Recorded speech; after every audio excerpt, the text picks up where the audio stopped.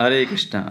भक्ति रसम सिंधु के दिन में आप सबका स्वागत है और हम भगवान के दिव्य गुणों के बारे में पढ़ रहे हैं। अपने भक्तों के हितैषी। कृष्ण के भक्तों के विषय में यह कहा जाता है कि यदि भक्ति पूर्वक वे भगवान विष्णु को थोड़ा सा जल या तुलसी दल ही चढ़ा दे तो विष्णु इतने दयालु है कि वे उनके हाथों बिक जाते हैं। अपने भक्तों के प्रति कृष्ण के पक्षपात का प्रदर्शन भीष्म के साथ युद्ध के समय हुआ। जब भीष्म पितामह शरशैया पर लेटे हुए मृत्यु की अंतिम घड़ियां गिन रहे थे तो कृष्ण उनके समक्ष उपस्थित थे और भीष्म यह स्मरण कर रहे थे कि क्षेत्र में कृष्ण युद्ध उन पर कितने दयालु रहे। कृष्ण ने प्रतिज्ञा की थी कि वे कुरुक्षेत्र के युद्ध में किसी पक्ष की ओर से कोई अस्त्र ग्रहण नहीं करेंगे, वे निष्पक्ष बने रहेंगे। यद्यपि वे अर्जुन के सारथी थे किंतु उन्होंने वचन दिया था कि वे अर्जुन की सहायता के लिए अस्त्र नहीं उठाएंगे। किंतु एक दिन भीष्म ने कृष्ण की प्रतिज्ञा को भंग करने के लिए अर्जुन के विरुद्ध अपना शौर्य इस दक्षता से दिखलाया कि कृष्ण को अपने रथ से उतरकर नीचे आना पड़ा। वे रथ के एक टूटे पहिए को लेकर भीष्म पितामह की ओर उसी तरह दौड़े जिस तरह हाथी को मारने के लिए सिंह उसकी ओर दौड़ता है। भीष्म पितामह को यह दृश्य स्मरण था और बाद में उन्होंने कृष्ण की प्रशंसा की कि अपने भक्त अर्जुन का पक्ष ग्रहण करने के लिए कृष्ण ने अपनी प्रतिज्ञा के टूटने तक की परवाह नहीं की। तो भक्त का पक्ष लेना ये भगवान का स्वभाव है, पक्षपात नहीं है। प्रेमवश्यम। कृष्ण भक्ति की प्रेममयी भावना के वशीभूत होते हैं, उसके द्वारा की गई सेवा की नहीं। जो भावना है उसके वशीभूत है कि क्या किया गया, कितना बड़ा किया गया, उसके ऊपर नहीं। कृष्ण की पूरी तरह से सेवा की भी नहीं जा सकती। वे इतने पूर्ण तथा आत्मनिर्भर है कि उन्हें भक्त से किसी प्रकार की सेवा की अपेक्षा नहीं रहती। वे तो भक्त के प्रेम भाव एवं स्नेह से वशीभूत होते हैं।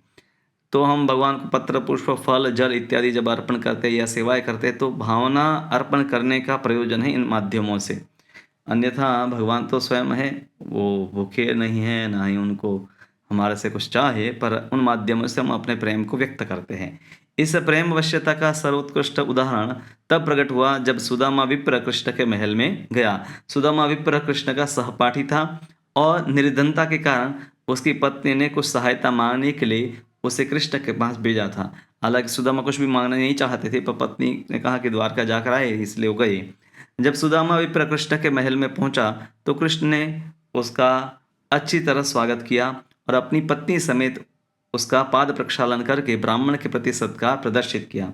सुदामा के साथ अपने बचपन का प्रेम व्यापार स्मरण करके उसे मिलने पर कृष्ण के प्रेमाश्रु बह निकले। तो भगवान है ये प्रेम से वशीभूत होते हैं। श्रीमद् भागवतम में एक और उदाहरण आता है, भक्त के प्रति कृष्ण की प्रेम वश्यता का एक उदाहरण मिलता है, जहाँ सुखदेव गोस्वामी राजा परीक्षित को बतलाते हैं, हे राजन, जब माता यशोदा कृष्ण को रस्सी से बांधते बांधते पसीना पसीना हो गई, कृष्ण ने उनके द्वारा अपने को बंधवा लिया।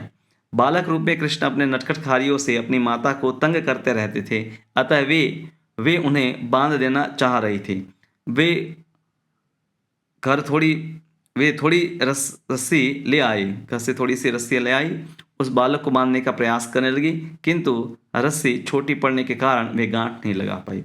उन्होंने कई रस्सियां जोड़ी, किंतु तो भी रस्सी छोटी पड़ रही थी। थोड़ी देर बाद वे बहुत थक गई और उनको पसीना आ गया। उस समय कृष्ण ने अपने आप को अपनी माता से बंधवा दिया। दूसरे शब्दों में कृष्ण को प्रेम के अतिरिक्त अन्य किसी प्रकार से बांधा नहीं जा सकता। वे अपने भक्तों के प्रेम वश्य होकर भी बनते हैं क्योंकि उनके प्रति भक्तों का रागात्मक प्रेम है। तो ये उदाहरण तो दीपदान में हम दामोदर लीला में कई बार पढ़े हैं। सर्वमंगलमय। जो व्यक्ति हरेक के लिए शुभ कल्याणकारी कार्यों में सदैव लगा रहता है वे सर्व कल्याणप्रद या सर्वमंगलमय कहलाता है। Your ever well wisher, Prabhupada लिखते थे ना कि आपका हमेशा शुभ चिंतक। इस श्लोक से भगवान कृष्ण के तिरोधान होने पर उद्धव उनके कार्यकलापों का स्मरण करते हुए बोले, कृष्ण अपनी अद्भुत लीलाओं से समस्त ऋषियों को प्रसन्न करते थे। उन्होंने क्रूर राजाओं के आसुरी कार्यों को ध्वस्त किया, सभी पवित्र पुरुषों की रक्षा की और कुरुक्षेत्र में समस्त क्रूर योद्धाओं का विनाश किया। अतः वे सभी लोगों के लिए सर्वमंगलमय हैं, परम शक्तिशाली। जो व्यक्ति अपने शत्रु को विपत्तियों में डाल सकता है वह शक्तिशाली कहलाता है। जब कृष्ण इस धराधाम में विद्यमान थे तो उन्होंने अपने शत्रुओं को उसी तरह खदेड़ दिया जिस तरह शक्तिशाली सूर्य अंधकार के गुफाओं से शरण लेने से भगा देता है। कितना भी अंधकार है गुफाओं में, सूर्य का प्रकाश प्रवेश करता है तो सब उजाला हो जाता है। उनके शत्रु उल्लू की तरह उनकी दृष्टि से ओझल होकर भाग गए। सर्वप्रसिद्ध परम यशस्वी। अपने निर्मल चरित्र के कारण मनुष्य परम यशस्वी बनता है। यश किसका होता है? जिनका चरित्र उत्तम होता है। कहा गया है कि कृष्ण के यश का विस्तार चांदनी के समान होता है जो अंध को प्रकाश में बदल देती है। दूसरे शब्दों में, यदि कृष्ण भावनामृत का विश्व भर में प्रचार किया जाए तो अज्ञान का अंधकार एवं संसार की चिंता शुद्धि, शांति तथा संपन्नता की शुभ्रता में परिणित हो जाए। जब देवर्षि नारद भगवान को यशोगान कर रहे थे तो शिवजी के कंठ की नीली रेखा लुप्त हो गई। यह देखकर शिव पत्नी गौरी इस शंका से कि वे कहीं उनके पति के वेश में कोई छद्मवेशी तो नहीं है, उन्हें छोड़कर तुरंत चली गई। इसी तरह कृष्ण का नाम कीर्तन सुनकर बलराम जी ने देखा कि उनका सफ़ेद वस्त्र जो था, उनका वस्त्र है नीला होता है, वो सफ़ेद हो गया। यद्यपि वे सामान्यतया नीला वस्त्र धारण करते थे, इसी तरह गोप कुमारियों ने देखा कि यमुना नदी का सारा जल दूध बन गया है, अतएव उसे बिलोकर मक्खन निकालने लगी। दूसरे शब्द में, कृष्ण भावनामृत या कृष्ण के यश का प्रचार करने से हर वस्तु श्वेत एवं शुद्ध बन गई। श्वेत का अर्थ है शुद्धि का भाव है, तो भगवान सर्वमंगलमय है, इसलिए उनके संसर्ग से हर व्यक्ति है शुद्धता को प्राप्त करता है। लोकप्रिय। जो व्यक्ति जनता को अत्यंत प्रिय होता है वह लोकप्रिय कहलाता है। कृष्ण की लोकप्रियता विषयक एक कथन श्रीमद् भागवतम में मिलता है, जो उनके राजधानी हस्तिनापुर से अपने घर लौटते समय का है। जब कुरुक्षेत्र के युद्ध के समय वे द्वारका से अनुपस्थित थे तो द्वारका के सारे नागरिक अत्यंत खिन्न थे, किंतु जब वे लौट कर आए तो नागरिकों ने उनका हर्षपूर्वक स्वागत किया और कहा, हे प्रभु, जब तक आप इस पुरी से अनुपस्थित थे तब तक हमने अपने दिन अंधकार में बिताए। जिस प्रकार रात के अंधकार में हर क्षण एक कल्प सा लगता है, उसी तरह जब आप चले गए तो हमें हर क्षण लाखों वर्षों की तरह लगा। आपका वियोग हमारे लिए अत्यंत असह्य है। इस कथन से पता चलता है कि कृष्ण देश भर में कितने लोकप्रिय थे। ऐसी ही घटना तब घटी जब कृष्ण जी राजा कंस के द्वारा उनकी मृत्यु के लिए आयोजित यज्ञ स्थल में प्रविष्ट हुई। जब वे उस स्थान में प्रविष्ट हुई तो सारे मुनियों ने जयकार की। उस समय कृष्ण बालक थे और समस्त मुनियों ने उन्हें आशीर्वाद दिया। वहां उपस्थित देवता भी कृष्ण की स्तुति करने लगे। उपस्थित महिलाओं तथा कुमारियों ने यज्ञशाला के सभी कोनों में से हर्ष व्यक्त किया। दूसरे शब्दों में, उस स्थल पर कोई ऐसा न था जिसमें वे लोकप्रिय न रहे हों। आज के समय कई लोग लोकप्रिय हो जाते हैं, राजनेता 5 साल 10 साल 50 साल के लिए, हमेशा के लिए, और तीनों लोग पे कोई भी लोकप्रिय नहीं होता है। भक्तों के पक्षघर।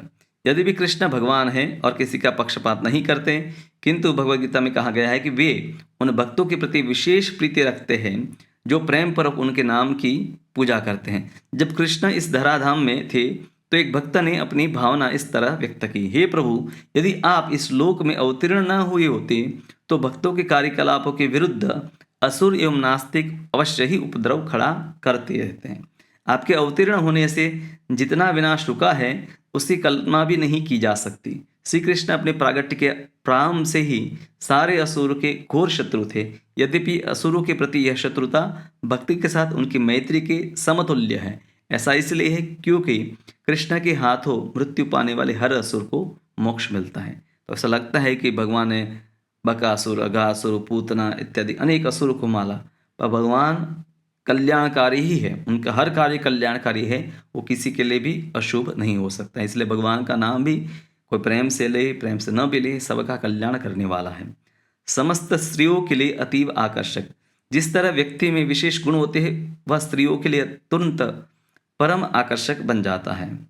एक भक्त ने द्वारका की रानियों के विषय में यह वक्तव्य दिया, भला मैं द्वारका की उन रानियों की महिमा का वर्णन कैसे कर सकता हूँ जो भगवान की सेवा में लगी हुई है। भगवान इतने महान हैं कि नारद जैसे सभी महान ऋषि उनके नाम के जाप मात्र से दिव्य आनंद भोगते हैं। अतएव उन रानियों के विषय में क्या कहा जाए जो प्रतिक्षण भगवान का दर्शन और उनकी सेवा करती थी। द्वारका में कृष्ण के 16,108 रानियां थी। उनमें से हर रानी कृष्ण के प्रति उसी प्रकार आकृष्ट थी जिस प्रकार लोहा चुंबक के प्रति आकृष्ट होता है। एक भक्त कहता है कि हे प्रभु, आप चुंबक की तरह है और व्रज की सारी बालाएं लोहे के समान है। आप जिस ओर जाते हैं चुंबक शक्ति से आकृष्ट लोहे की तरह आपकी ओर आ जाती है। सर्व आराध्य, जो व्यक्ति सारे मनुष्यों एवं देवताओं के द्वारा आदरित एवं पूजित होता है वह सर्व आराध्य कहलाता है। कृष्ण शिव तथा ब्रह्मा समेत सारे जीवों के द्वारा आराध्य तो है ही, वे बलदेव तथा शेष जैसे विष्णु के अंशों द्वारा भी आराध्य है। बलदेव कृष्ण के स्वांश है, फिर भी वे कृष्ण को आराध्य मानते हैं। जब कृष्ण महाराज युधिष्ठिर द्वारा आयोजित रासु यज्ञ में प्रकट हुए तो कृष्ण वहां पर उपस्थित महर्षियों तथा देवताओं समेत हर एक के लिए आकर्षण के केंद्र बने गए और हर एक ने उनको अभिवादन किए थे। वहां पर व्यास थे, नारद, अनेकों बड़े बड़े महामुनि थे, देवता थे, फिर भी सब ने एक मत से स्वीकार किया कि कृष्ण ही परम आराध्य है। सर्वसंपन्न, कृष्ण समस्त ऐश्वर्य, बल, धन, यश, सौंदर्य, ज्ञान एवं त्याग से युक्त है। 6 ऐश्वर्य जो भगवान के बताए हैं। जब कृष्ण द्वारका में वर्तमान थे तो उनके यदुकुल में कुल मिलाकर 5600 लाख व्यक्ति थे। ये सभी लोग कृष्ण के अत्यंत आज्ञाकारी एवं विश्वास पात्र थे। इन लोगों के रहने के लिए 1 लाख बड़ी बड़ी इमारतें थी और ये सारे लोग कृष्ण को सर्वाधिक आराध्य मानते थे। भक्तगण कृष्ण के ऐश्वर्य को देखकर चकित थे। कृष्ण करणामृत में बिल्वमंगल ठाकुर ने कृष्ण को जिस तरह संबोधित किया है उससे इसकी पुष्टि होती है। हे कृष्ण, आपके वृंदावन के ऐश्वर्य के बारे में क्या कहूँ। वृंदावन की सुंदरियों के पाँवों के आभूषण ही चिंतामणि से बढ़कर है और उनके वस्त्र स्वर्गिक पारिजात पुष्प की तरह है। यहाँ की गाय दिव्य धाम की सुरभि गायों की तरह है। अतएव आपका ऐश्वर्य समुद्र के समान अगाध है। तो भगवान के ऐश्वर्य की कोई सीमा नहीं है। सर्व सम्मान्य, जो व्यक्ति प्रमुख व्यक्तियों में अग्रणी होता है वह सर्वसम्मान्य कहा जाता है। जब कृष्ण द्वारका में निवास कर रहे थे तो शिव, ब्रह्मा, इंद्र जैसे देवगण तथा अन्य कई उनका दर्शन करने जाया करते थे। जो द्वारपाल उन देवताओं को प्रवेश करने देने के लिए नियुक्त था वह इतना व्यस्त रहता था कि उसने एक दिन कहा, हे ब्रह्मा, हे शिव, आप इस आसन पर बैठकर प्रतीक्षा करें। हे इंद्र, आप अपना स्तुति पाठ न करें, इससे अशांति उत्पन्न होती है। कृपया शांतिपूर्वक प्रतीक्षा करें। हे वरुण, चले जाइए। हे देवताओं, अपना समय न गवाइए। कृष्ण अत्यंत व्यस्त है, वे आपसे नहीं मिल सकते। तो जैसे एक ऑफिस के बाहर जो होता है प्यून, उसकी तरह ही भगवान के जो सेवक हैं देवताओं को निर्देश दे रहे कि उनको क्या करना चाहिए। तो भगवान इतने सम्मानित है कि देवता भी है प्रतीक्षा में खड़े रहते हैं। परम नियंता, नियंता या प्रभु 2 प्रकार के होते हैं। एक जो स्वतंत्र नियंता है और दूसरा वह जिसके आदेश की कोई उपेक्षा नहीं कर सकता। श्री कृष्ण की पूर्ण स्वतंत्रता तथा उनकी प्रभुता के विषय में श्रीमद् भागवतम में कहा गया है कि यद्यपि कालिय महान अपराधी था तो भी कृष्ण ने उसके सिर पर अपने चरण कमलों का चिन्ह अंकित करके उसे कृतार्थ किया। दूसरी ओर यद्यपि ब्रह्मा ने अनेक अद्भुत श्लोकों से कृष्ण की स्तुति की तो भी वे उनकी ओर आकृष्ट नहीं हुई। कृष्ण का यह विरोधात्मक आचरण उनके पद के अनुरूप है क्योंकि समस्त वेगी वांग्मय में कृष्ण को पूर्ण स्वतंत्र बतलाया गया है। श्रीमद् भागवत के प्रारंभ में ही भगवान को स्वराट कहा गया है जिसका अर्थ है पूर्णतया स्वतंत्र। परम सत्य की यही पद है। परम सत्य केवल चेतनामय नहीं अपितु पूर्णतः स्वतंत्र भी है। इसलिए भगवान स्वतंत्र है तो ऐसा चाहे ऐसा व्यवहार कर सकते हैं। जहाँ तक कृष्ण के आदेशों को किसी के द्वारा उपेक्षा न किए जाने का प्रश्न है, श्रीमद् भागवत में विदुर जी से कहते हैं, कृष्ण प्रकृति के तीनों गुणों के स्वामी हैं, वे समस्त ऐश्वर्य के भोक्ता है, अतएव न तो कोई उनके समान है न उनसे बढ़कर है। सारे राजा तथा महाराजा उनके समक्ष आकर भेंटें अर्पित करते थे और अपने मुकुटों को उनके चरणों पर रख कर नमस्कार करते थे। एक भक्त ने कहा, हे कृष्ण, जब आप ब्रह्मा को आदेश देते हैं कि हाँ अब आप ब्रह्मांड की सृष्टि कर सकते हैं तथा जब आप शिव जी को आदेश देते हैं इस भौतिक जगत का संहार कर दीजिए, उस समय आप स्वयं सृष्टि तथा संहार करते हैं। आप अपने आदेशों एवं अपने अंश विष्णु के द्वारा ब्रह्मांड का पालन करते हैं। इस तरह हे कृष्ण, हे कंसारी, आपके आदेशों को पालन करने वाले न जाने कितने ब्रह्मा तथा शिव है। तो भगवान के आदेश कोई भी उसको मना नहीं कर सकता। जो आदेश देते हैं तो लोग हैं उसका पालन करते हैं, यहाँ तक कि शिव और ब्रह्मा भी उन आदेशों को अपने सिर पर धारण करते हैं। परिवर्तन रहित।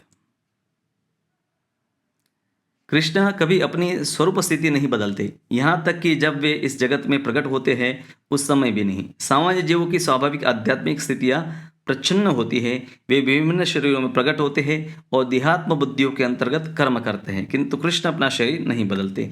वे अपने शरीर से प्रकट होते हैं और इसीलिए प्रकृति के गुणों से प्रभावित नहीं होते हैं। श्रीमद् भागवत में कहा गया है कि परम नियंता का प्रमुख अधिकार यह है कि वे प्रकृति के गुणों से तनिक भी प्रभावित नहीं होते। उसका प्रत्यक्ष दृष्टांत यह है कि जो भक्त भगवान के संरक्षण में होते हैं वे भी प्रकृति द्वारा प्रभावित नहीं होते। प्रकृति के प्रभाव से पार पाना अत्यंत कठिन है, किंतु जो भक्त या संत पुरुष भगवान के संरक्षण में रहते हैं वे प्रभावित नहीं होते। अतएव साक्षात भगवान विषय में कुछ कहने की क्या आवश्यकता। तात्पर्य यह है कि भगवान कभी कभी इस जगत में अवतरित होते हैं, किंतु प्रकृति के गुणों से उनका कोई सरोकार नहीं रहता है। वे अपने दिव्य पद का उपयोग पूरी स्वतंत्रता से करते हैं। यह भगवान का विशिष्ट गुण है। जैसे ट्रैफिक के नियम हैं, तो जब प्रधानमंत्री आते हैं तब ट्रैफिक के नियम बदल जाते हैं, तब रास्ता बंद हो जाता है, उन्हीं की गाड़ी आ जाती हैं। तो उसी प्रकार संसार में आते हैं तो संसार के नियम भगवान के ऊपर नहीं लागू होते हैं। सर्वज्ञ। जो व्यक्ति समस्त व्यक्तियों के भावों को तथा सभी कालों में एवं सभी स्थानों में होने वाली घटनाओं को समझ सकता है वह सर्वज्ञ कहलाता है। भगवान की सर्वज्ञ का उदाहरण श्रीमद् भागवत में प्राप्त होता है, जो वनवास काल में पांडवों के यहाँ दुर्वासा मुनि के जाने से संबंधित है। दुर्योधन ने कपट योजना बनाकर दुर्वासा मुनि को उनके 10,000 शिष्यों समेत जंगल में पांडवों का अतिथि बनाकर भेजा। दुर्योधन ने ऐसा प्रबंध किया था कि दुर्वासा अपने शिष्यों सहित पांडवों के यहाँ तब पहुंचे जब पांडव दोपहर का भोजन कर चुके हों। पूरा योजना ऐसा बनाया था, इससे पांडव इतने अतिथियों को भोजन नहीं दे सकेंगे और इस कपट योजना में फंस जाएंगे। दुर्योधन की योजना जानकर कृष्ण पांडवों की पत्नी द्रौपदी के पास आए और उन्होंने उससे कहा कि यदि उनके खाने के लिए कुछ भोजन बचा हो तो ले आओ। द्रौपदी ने लाकर वह पात्र दिया जिसमें शाक का थोड़ा सा अंश लगा हुआ था। कृष्ण ने तुरंत उसे खा लिया। उस समय दुर्वासा समेत सारे मुनि नदी में स्नान कर रहे थे। जब द्रौपदी द्वारा दी गई भेंट खाकर कृष्ण तुष्ट हो गए तो सब लोग भी तुष्ट हो गए, उनकी भूख मिट गई। चूंकि दुर्वासा तथा उनके सारे व्यक्ति और कुछ नहीं खा सकते थे, अतएव वे पांडवों के घर में आए बिना ही वापस चले गए। इस प्रकार पांडव दुर्वासा के क्रोध से बचा लिए गए। दुर्योधन ने यह सोचकर उनको भेजा था कि पांडव इतने लोगों का सत्कार नहीं कर सकेंगे जिससे दुर्वासा क्रुद्ध होकर पांडवों को शाप दे देंगे, किंतु कृष्ण ने अपनी चाल से तथा अपनी सर्वज्ञता से पांडवों को इस संकट से उबार लिया। यानी कि भगवान है नित्य जानते हैं कि हम क्या करने वाले हैं, तो भक्तों का तो विशेष रूप से हमेशा ध्यान रहता है भगवान को। नित्य नवीन। कृष्ण का सदैव स्मरण किया जाता है और लाखों भक्त उनके नाम का सदैव कीर्तन करते हैं, तो भी भक्तगण कभी अघाते नहीं हैं, थकते नहीं हैं। उनमें न तो कृष्ण के विषय में चिंतन करने में न उनके नाम कीर्तन करने में कोई अरुचि उत्पन्न होती है। वे नए जोश से इस प्रक्रिया को जारी रखते हैं। अतएव कृष्ण नित्य नूतन है। कृष्ण ही क्यों, कृष्ण का ज्ञान भी नित्य है। भगवद गीता 5000 साल पहले सुनाई गई, आज भी अनेकानेक लोग द्वारा बारंबार पठित होती है, आज भी उसमें से नया प्रकाश मिलता है। अतएव कृष्ण तथा उनका नाम, यश एवं गुण, उनसे संबंधित सारी वस्तुएं नित्य है, नवीन है। द्वारका की सारी रानियां लक्ष्मियां थीं। श्रीमद् भागवत में कहा गया है कि लक्ष्मियां अतीव संचल होती हैं, अतएव उन्हें निरंतर पकड़ पाना कठिन है। इसलिए मनुष्य का भाग्य सदैव बदलता रहेगा। तो भी द्वारका में कृष्ण के सहवास के समय लक्ष्मियां क्षण भर के लिए भी उनका पीछा छोड़ नहीं पाई। इसका अर्थ यह हुआ कि कृष्ण का आकर्षण नित्य नवीन है, यहाँ तक कि लक्ष्मियां भी उनका साथ नहीं छोड़ सकती। कृष्ण के नित्य नवीन आकर्षण स्वरूप के विषय में ललित माधव में राधा रानी कहती हैं कि कृष्ण महान मूर्तिकार है, क्योंकि वे स्त्रियों के सतीत्व को तराशने में अत्यंत पटु है। दूसरे शब्दों में, भले ही सती साध्वी स्त्रियां पतिपरायणा बनी रहने के लिए वैदिक विधान का पालन क्यों न करें, किंतु कृष्ण अपनी सुंदरता की छेनी से उनके पस्तर स्वरूप सतीत्व को तोड़ देते हैं। कृष्ण की अधिकांश सखियां विवाहिता थी, किंतु क्योंकि उनके विवाह के पूर्व से कृष्ण उनके मित्र थे, अतएव उनके मनोहारी आकर्षक स्वरूप को अपने विवाह के बाद भी नहीं बुला पाए।